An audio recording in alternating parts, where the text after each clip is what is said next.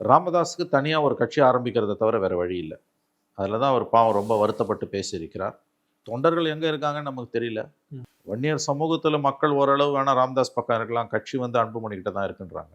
இருக்கிறதே மொத்தம் 3-3.5% ஓட்டு. இவங்க சண்டையில் அது ஆல்ரெடி இவங்க கட்சியில் பாமகவில் பெரிய அளவில் வாக்குகள் விஜய் பக்கம் நகர்ந்துருக்கு. அந்த அந்த நடந்து கொண்டு இருக்கக்கூடிய அந்த ஆபத்து தெரியாமல் அப்பாவும் மகனும் மோதிக்கிட்டு இருக்காங்க. இவங்களால கூட்டணி சேரக்கூடிய கட்சிகளுக்கு எந்த லாபமும் இல்லைன்ற லெவலுக்கு போயிட்டுருக்கு. அவங்க உட்கட்சி விவகாரத்தால் இவங்க திமுக கூட்டணிக்கு போனாலும் அண்ணா திமுக கூட்டணிக்கு போனாலும் பெரிய அளவில் அந்த 2 கூட்டணிகளுக்கும் பாமகவால் கடந்த காலங்களில் இருந்த லாபம் இந்த முறை இருக்காதுன்றதான் எதார்த்தம். அந்த லெவலுக்கு போயாச்சு.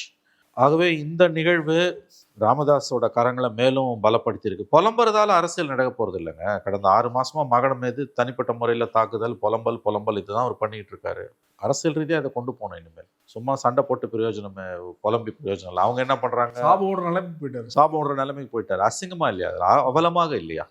மகன்றதை தாண்டி ஒரு கட்சியில் பிளவு வருது சகஜம். இந்தியாவில் உடையாத கட்சிகளே கிடையாது. பிரிஞ்சவங்க ஒரு கட்டத்துக்கு மேலே சாபம் விடுறதெல்லாம் நிறுத்திட்டு அடுத்து என்னன்னு பார்க்கணும்.